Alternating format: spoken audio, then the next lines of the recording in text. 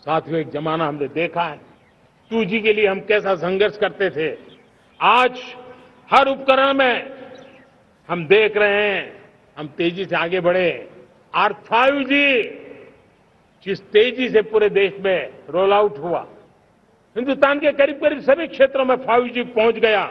वो विश्व में तेज गति से 5G पहुंचाने में हम आगे रहे। और देश साथियों, मैंने कहा हम रुकने वाले नहीं है। 5G पे रुक जाना हमें मंजूर नहीं है। हम 6G पर अभी से मिशन मोड में काम कर रहे हैं और विश्व में हम उसमें भी अपनी धमक जमाएंगे, ये मैं विश्वास से कहता हूं। मेरे प्यारे साथियों, डिफेंस सेक्टर हमारी आदत हो गई थी। डिफेंस बजट कितना ही क्यों न हो, लेकिन कभी को सोचता नहीं था कि डिफेंस बजट बढ़ा तो जाता कहां है। डिफेंस बजट विदेशों से खरीदी में चला जाता था। अब हम चाहते हैं हम आत्मनिर्भर बने और मैं हमारी डिफेंस फोर्सेस का हृदय से धन्यवाद करता हूं। उन्होंने हजारों ऐसी चीजें लिस्ट कर दी है।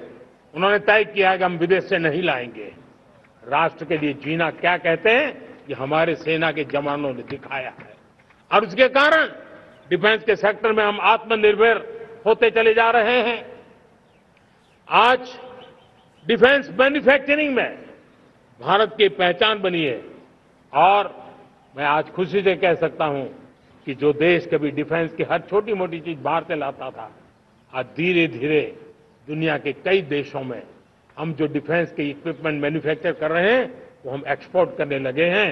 दुनिया में डिफेंस हब, मैन्युफैक्चरिंग हब के रूप में हम धीरे धीरे उभर रहे हैं। हम मैन्युफैक्चरिंग क्षेत्र को बढ़ावा देना चाहते हैं क्योंकि रोजगार के लिए सर्वाधिक आवश्यक है। आज PLI स्कीम को बहुत बड़ी सफलता मिली है।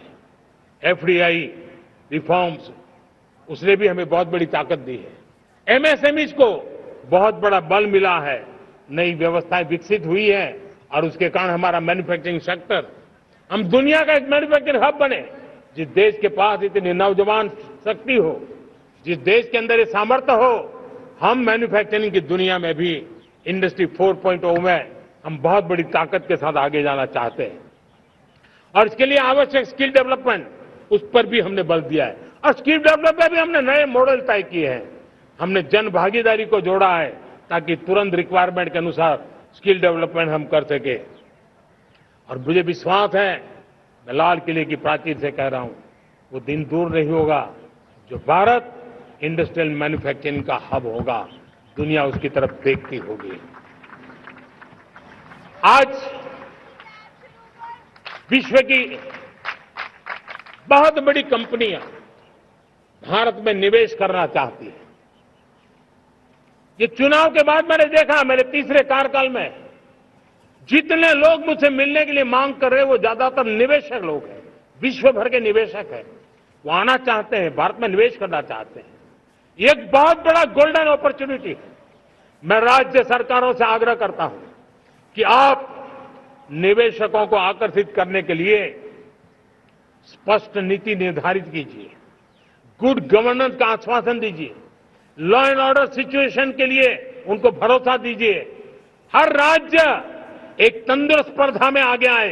राज्य के बीच निवेशकों को खींचने के लिए स्पर्धा होनी चाहिए। निवेशकों को लिए, ताकि उनके राज्य में निवेशक आएंगे, उनके राज्य के नौजवानों को स्थानीय रूप से अवसर मिलेगा, रोजगार का अवसर मिलेगा। नीतियों में परिवर्तन लाना चाहिए तो ग्लोबल रिक्वायरमेंट के अनुसार नीतियों को राज्यों ने परिवर्तित करना चाहिए। लैंड की आवश्यकता है तो राज्यों ने लैंड बैंक बनानी चाहिए। गुड गवर्नेंस सिंगल पॉइंट पर काम करने के लिए राज्य जितने प्रोएक्टिव होंगे, जितने ज्यादा प्रयास करेंगे, जो निवेशक आ रहे हैं वो कभी भी वापस नहीं जाएंगे।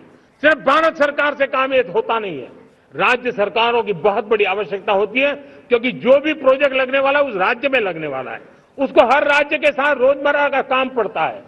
और इसलिए मैं राज्यों से आग्रह करूंगा कि जब विश्व पूरा भारत की तरफ आकर्षित हो रहा है, विश्व पूरा भारत में निवेश करने के लिए प्रतिबद्ध हो रहा है, तब ये हमारा दायित्व बनता है कि हमारी पुरानी आदतें छोड़ करके स्पष्ट नीति के साथ हम आगे आए।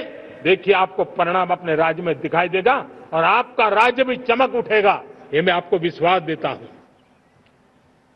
साथियों, भारत अपनी बेस्ट क्वालिटी के लिए पहचानी जाए, ये बहुत जरूरी है।